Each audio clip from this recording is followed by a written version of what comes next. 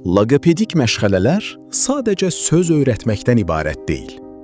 Əslində bu proses beynin dil sistemini yenidən aktivləşdirməyə yönəlmiş strukturlaşdırılmış məşqlərdən ibarətdir.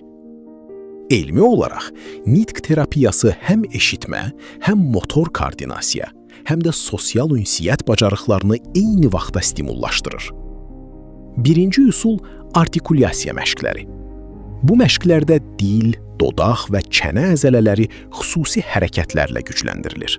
Məqsəd səslərin düzgün formalaşmasını təmin etməkdir.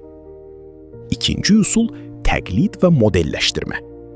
Loqoped düzgün sözü deyir, uşaq onu təkrarlayır və tədricən düzgün formaya yaxınlaşır. Üçüncü üsul oyun əsaslı terapiya. Uşaq oyun oynayarkən danışıq bacarıqları təbii şəkildə inkişaf edir. Çünki beyin stressiz mühitdə daha sürətli öyrənir.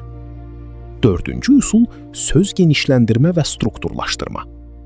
Uşaq tək söz deyirsə, loqoped onu cümləyə çevirir və beyinə dil strukturu öyrədir. Ən vacib elmi prinsip budur.